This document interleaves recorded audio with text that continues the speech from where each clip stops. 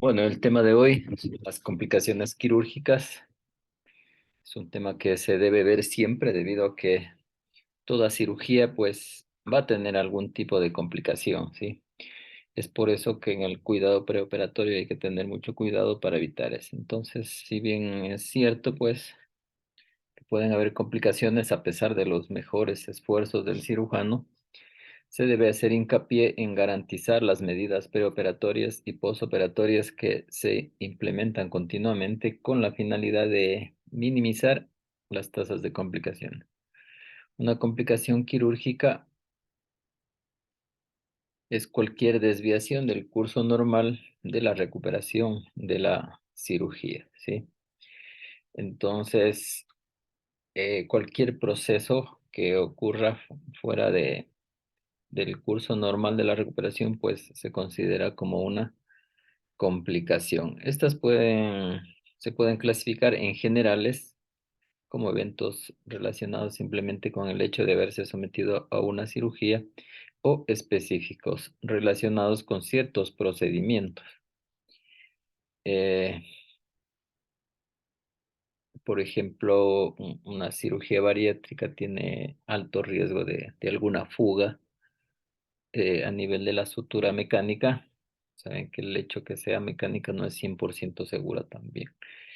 Entonces puede haber ahí alguna fuga. En una cirugía de hernia, una hernioplastia o herniorrafia, puede haber un riesgo de un dolor o inguinodinia postoperatoria que puede ser parte del curso normal de esta cirugía. ¿Sí? También se pueden clasificar en relación con el periodo de tiempo después de la cirugía sin tener en consideración la naturaleza y el tiempo de aparición de la complicación. Todas las complicaciones quirúrgicas causan morbilidad o incluso mortalidad, eh, lo que puede resultar un poco angustioso para la familia, ¿no es cierto? Y si es una morbilidad, pues también para el paciente.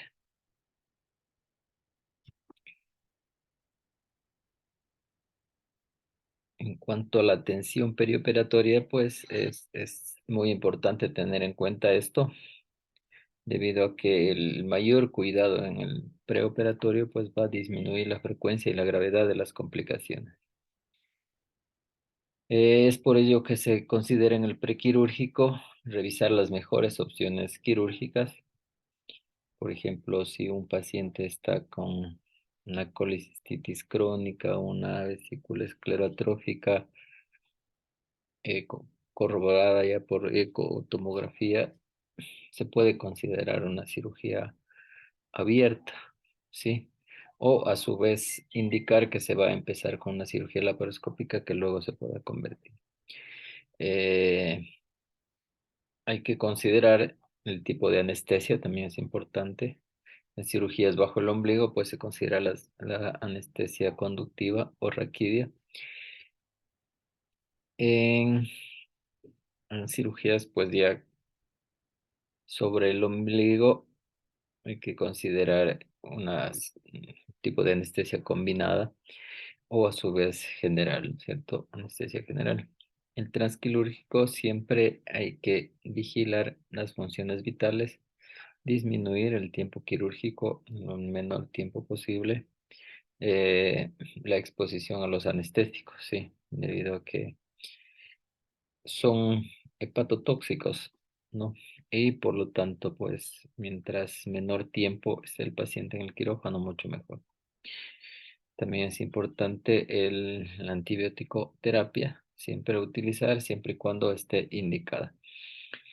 El postquirúrgico, también la vigilancia, la determinación de anormalidades, sobre todo en la recuperación, y luego ya cuando esté en la sala de hospitalización.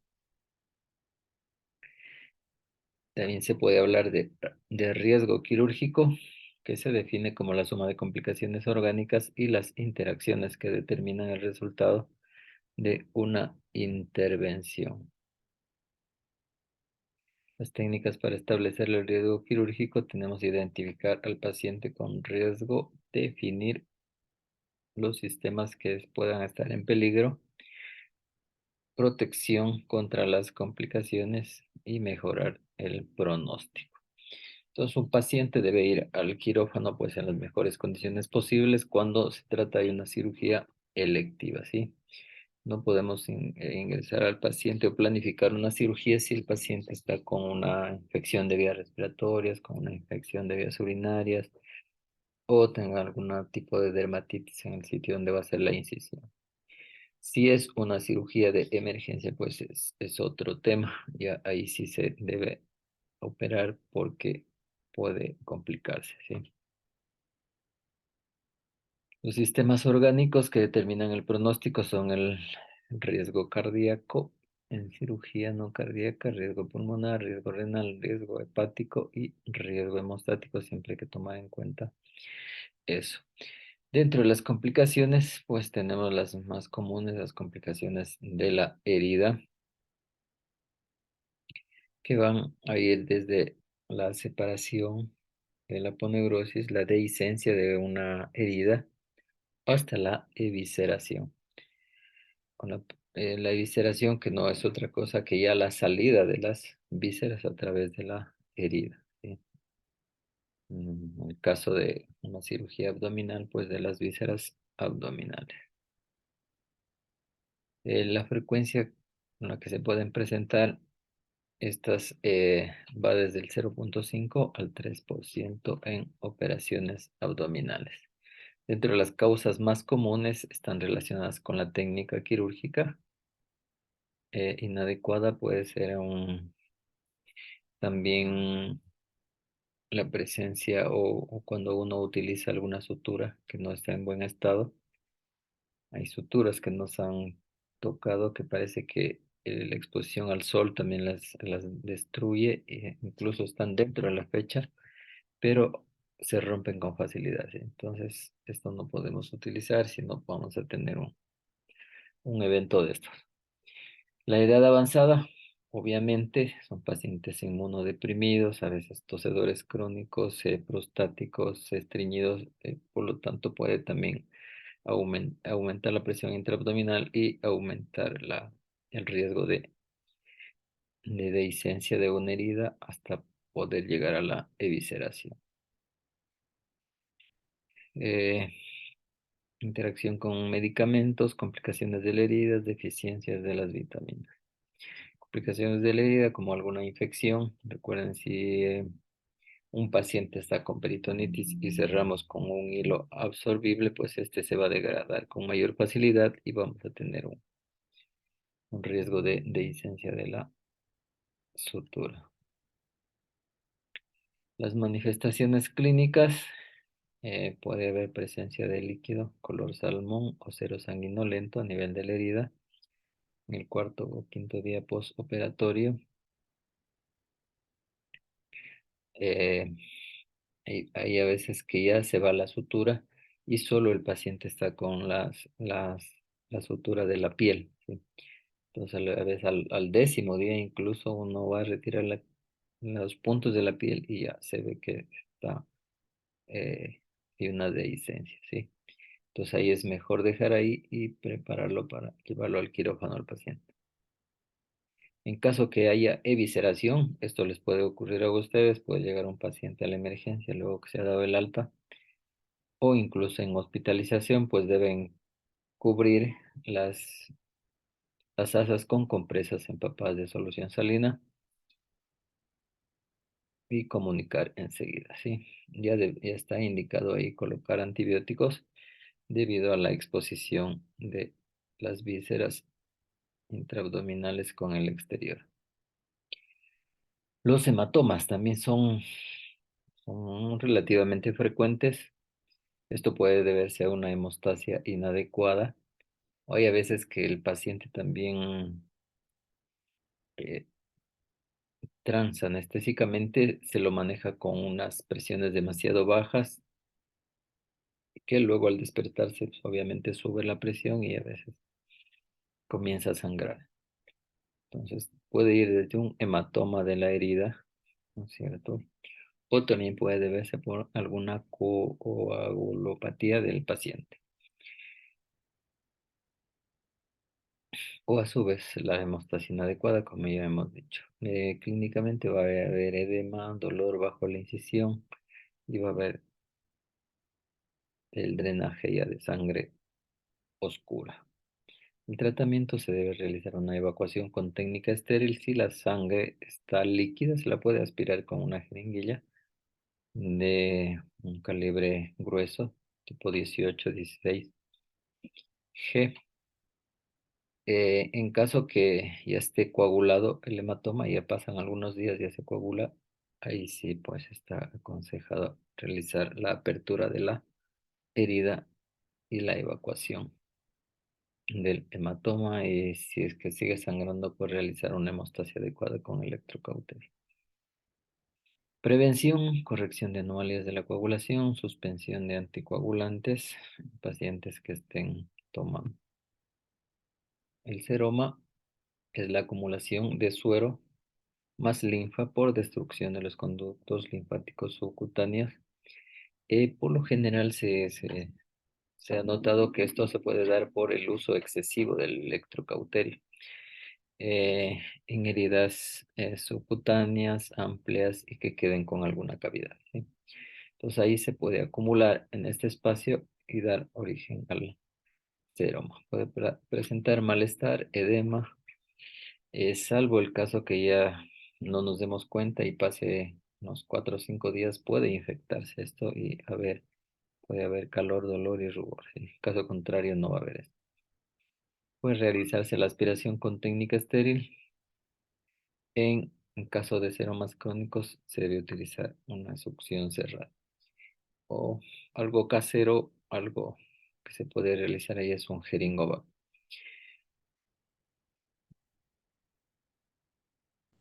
Ya la infección de la herida, tenemos los microorganismos comunes de ese sector de la piel, ¿no es cierto? Por lo general, en la mayor parte son gram positivos, estafilococos. En las regiones húmedas va a haber el Corynebacterium aeróbico, metaboliza los lípidos que producen olor. También puede cultivarse el Staphylococcus epidermidis y el Staphylococcus aureus. En región grasa, las bacterias anaerobias por la presencia de las unidades pilosebáceas. Eh, y puede haber también un poco de mal olor, sí, olor a sebo, que tiene un olor característico. Entonces ahí nos podemos dar cuenta de qué tipo de infección más o menos puede estar presente. En zonas, por ejemplo, en la región perineal, pues ahí van a haber gran negativos también, gran positivos y anaerobias. Son un poco más complicadas las heridas a ese nivel. Es por eso que hay que cuidar mucho esta situación. Como hablamos ayer, pues está indicado en heridas perianales o perianales, pues realizar una preparación del colon, ¿cierto? Una limpieza del colon. El mayor índice de complicaciones en el postquirúrgico son las infecciones quirúrgicas, o también conocidas como infecciones del sitio operatorio o sitio quirúrgico. Dentro de estas hay tres tipos, ¿sí? Unas que están en la piel, infecciones superficiales, las infecciones que están en la profundidad, subfaciales, y las infecciones del sitio operatorio de cavidad, que sería un absceso intraabdominal, absceso intratorácico, etcétera, ¿sí? Entonces, las infecciones, aquí está la clasificación que les habíamos mencionado. Aquí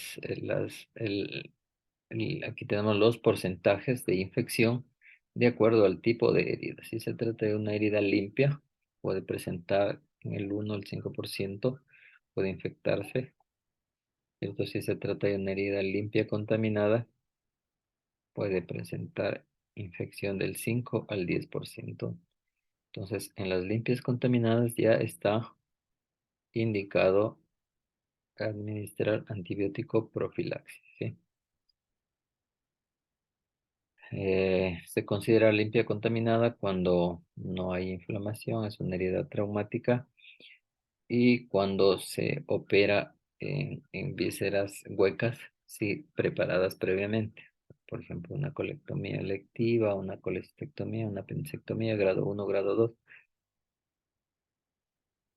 sí, son ejemplos. En cambio, cirugías limpias, sin violación a la técnica, sin penetración al tracto intestinal y respiratorio o genitourinario, tenemos como ejemplos cirugías de mama, ¿no es cierto? Mastectomías, cirugías plásticas, eh, hernioplastias, herniorafias, exéresis de lipomas, están dentro de esta y no se debería utilizar antibiótico profilaxis. Cuando dejamos una prótesis, ahí sí está indicado colocar antibiótico profilaxis, por ejemplo, en una hernioplastia, ¿sí? Porque dejamos un cuerpo extraño que es una malla, o a veces hacen aumentos mamarios y dejan esa prótesis, también está indicado colocar antibiótico profilaxis. Cuando una herida es contaminada, cuando hay una violación mayor a la técnica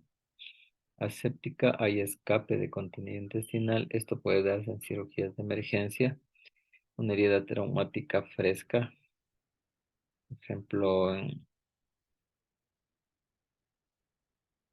ingreso a los tractos genitourinario, biliar en presencia de orina o bilis infectada. Entonces ya cuando aquí hablaríamos de una apendicitis de grado 3 o una colecistitis aguda, ¿sí? O una colistectomía con colecistitis aguda. Y una cirugía sucia es ya cuando hay pus, colecciones de pus, o también contaminación con cuerpos extraños, tierra, heces, ¿sí?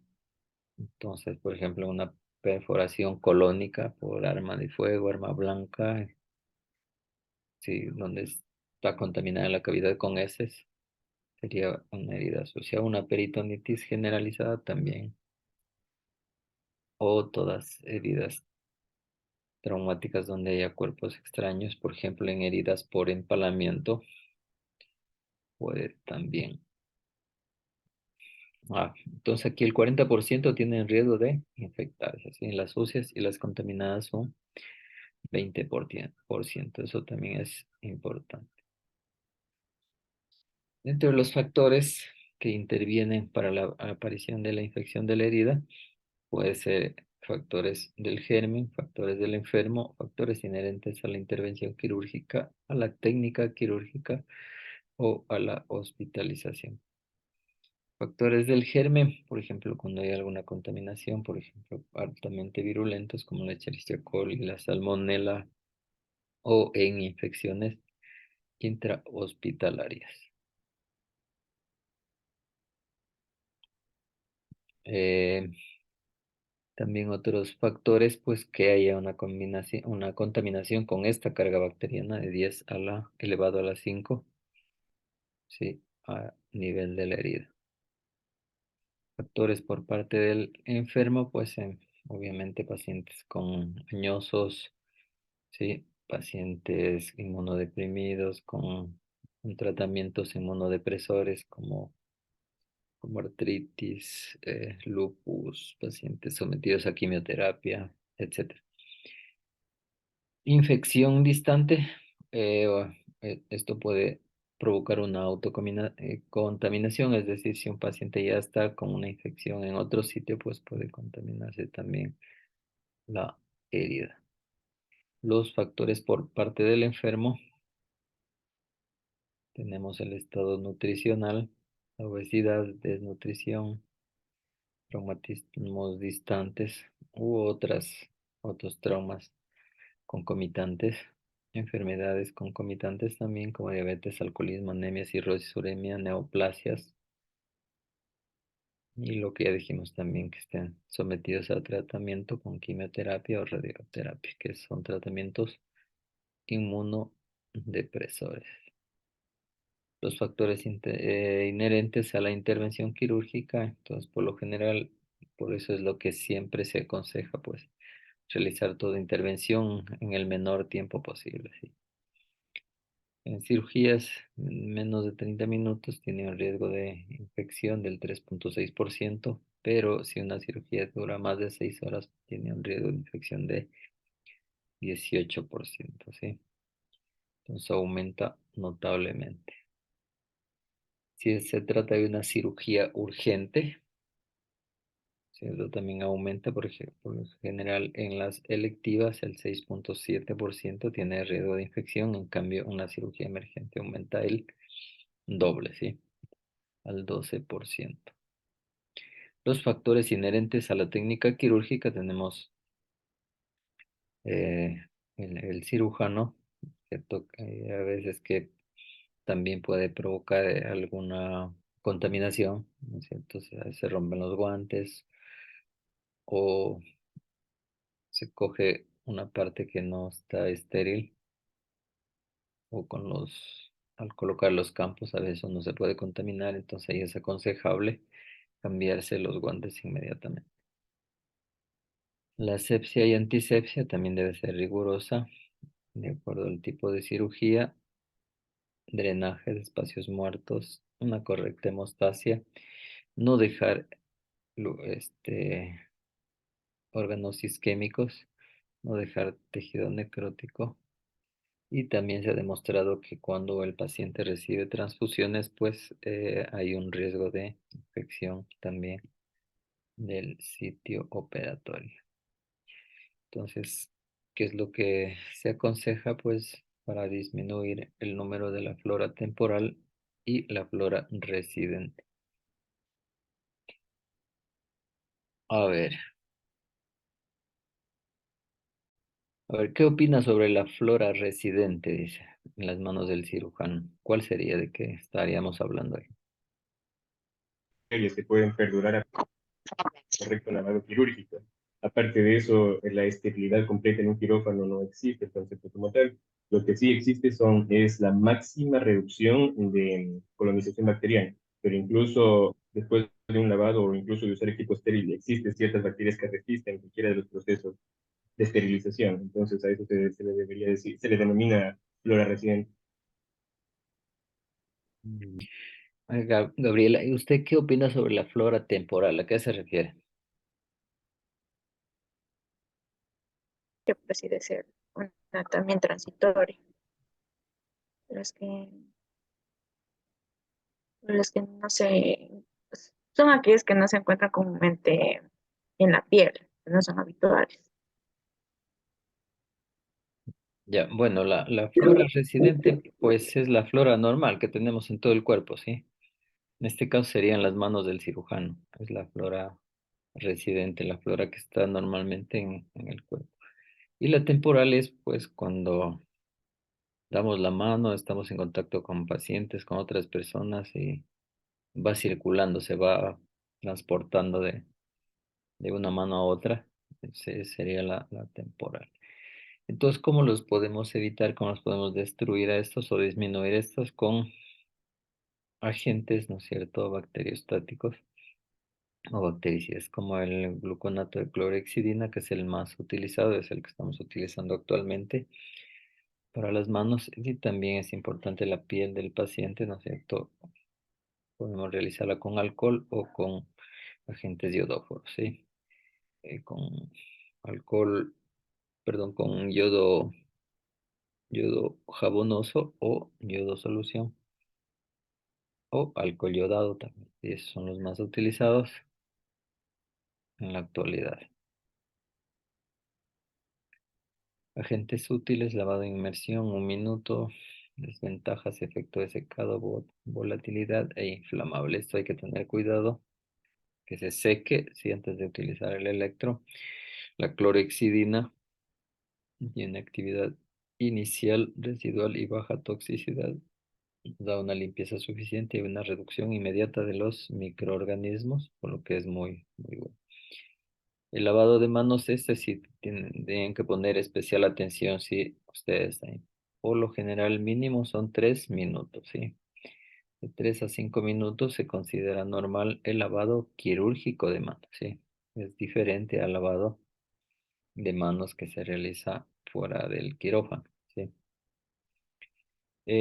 Antes se utilizaba el cepillo, pues ahora ya no se aconseja el cepillo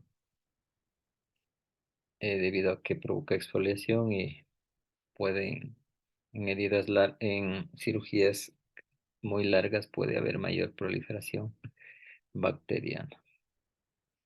Y los factores inherentes a la hospitalización, entonces está la instancia preoperatoria y posoperatoria, también número de camas acompañantes, todo esto va a influir también en la infección quirúrgica. Entonces, si el paciente está menos tiempo en el hospital, pues es mucho mejor, ¿sí?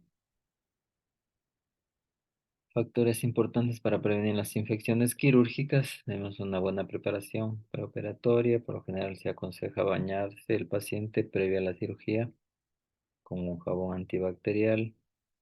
Se aconseja la eliminación del exceso de pelos y con tijeras, no con la rasuradora, porque también provoca heridas pequeñas que puede provocar infección.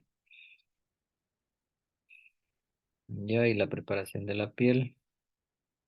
Vigilar cualquier violación a la técnica de asepsia por parte del personal.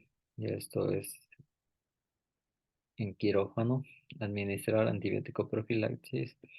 Limitar el uso de electrocauterio para disección y limitar el uso de sutura y ligaduras también en exceso, ¿sí? Que puedan provocar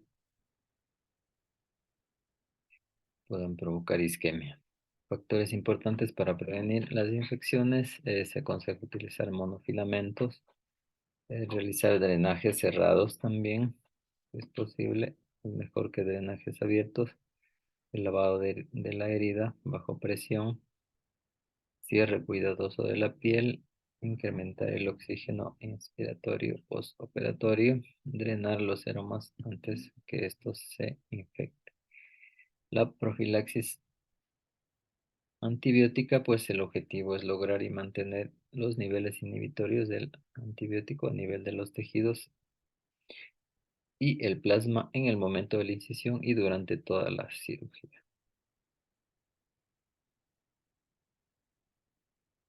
Dentro de las indicaciones, cuando existe alto riesgo de infección, cuando el riesgo de infección sea bajo, pero las consecuencias de las mismas puedan ser catastróficas, como ya mencionamos anteriormente. De acuerdo a la evidencia, se estableció que la profilaxis antibiótica está indicada en procedimientos que comprometen el tracto gastrointestinal, es decir, en cirugías limpias, contaminadas. El momento de la profilaxis, para que sea efectiva y se debe lograr las adecuadas concentraciones tisulares y séricas en el momento del procedimiento. Por lo general es, es indicado realizar la profilaxis en el momento de la inducción anestésica, ¿sí? Por lo general está aconsejado desde 1 hora hasta el momento de la inducción.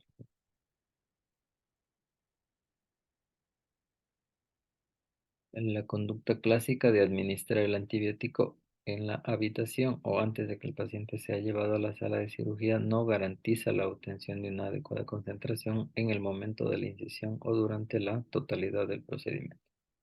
Hay a veces que si sucede esto, por ejemplo, ya le pasan a la paciente el quirófano, ya le administran el antibiótico y a veces se suspende por alguna otra emergencia y hace que el paciente así. Entonces, por eso dice que aconseja mejor durante la inducción anestésica. ¿Qué antibiótico debemos utilizar? Los que con mayor frecuencia infectan a la herida quirúrgica o gérmenes endógenos en el sitio anatómico de la cirugía. Entonces, los más utilizados son las cefalosporinas de primera generación, las que han demostrado ser efectivas en las cirugías limpias y en las cirugías limpias contaminadas, que no comprometan el ileón, el apéndice o el colon. Igualmente en una colecistectomía. En cirugías, pues que ya haya compromiso de hilo distal, colon, apéndice, ya se necesita un antianaerobio, ¿sí? Y también que cubra gran negativos. Entonces podemos utilizar el ceftriaxone juntamente con el metronidazol, ¿sí? O ceftriaxone con la clindamicina. Es para cubrir justamente las bacterias gram negativas como las enterobacterias o los anaerobios como los bacteroides frágiles, que son los que con mayor frecuencia se cultivan a ese nivel. Para apendicitis se puede utilizar la clindamicina, como ya dijimos, el metronidazol. En apendicitis iniciales se puede utilizar la cefazolina o estos medicamentos que son una ampicilina más un sulbactam, ¿no es cierto? Ampicilina más sulbactam, amoxicilina más ácido clavulánico o la piperacilina más ácido clavulánico. Entonces, el sulbactam y el ácido clavulánico son antianaerobios, ¿sí? Y estos de acá son antibióticos de amplio espectro que nos van a ayudar a cubrir también de forma adecuada la herida, ¿sí? Tenemos el porcentaje de infección de la herida quirúrgica en relación al tiempo, ¿sí? Temprano dice 2 horas antes de ir al quirófano, pues tenemos una mayor cantidad de infecciones de 3 al 8%. En el preoperatorio dice menor a 2 horas de cirugía al 0,6%. En el perioperatorio 3 horas después de la cirugía 1,4%. Y postoperatorio de 3 a 24 horas 3,3%, ¿sí? Entonces, con esto daríamos por finalizado aquí esta primera parte de lo que es las complicaciones quirúrgicas. ¿Tienen alguna pregunta? Entonces mencione 3 ejemplos de una cirugía limpia contaminada.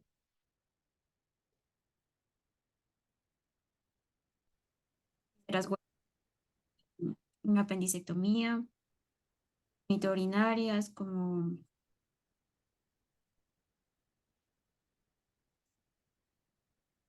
no, que comprometan una víscera hueca y que luego posteriormente haya salida de contenido, pero Ya, que no lleva esa víscera pero comprometida por un procedimiento. pero que no estén inflamadas, ¿sí? Sí, eso, que no estén inflamadas. Ya, ahí sí está bien. ¿Y qué antibiótico utiliza ahí? Amplio espectro, como conservar. Ya, Perdón, va a depender, ¿no es cierto?, del sitio de la herida también, bastante, y del órgano, de la víscera que vayamos a intervenir, ¿sí? De ahí en toda cirugía limpia y contaminada, por lo general vamos a utilizar una cefalosporina de primera generación, tipo la cefazolina, ¿sí? Puede utilizarse un gramo en la inducción anestésica, luego cada 8 horas y completar 3 dosis, ¿sí? O hay otra escuela también que dice 2 gramos STAT, una sola dosis. También está aconsejado eso, sin ningún problema. Si utilizamos, por ejemplo, ceftriaxone, debemos utilizar 2 dosis, que es de acuerdo al horario. Si es metronidazol, igual 3 dosis. Ya. Entonces, hasta ahí quedaríamos.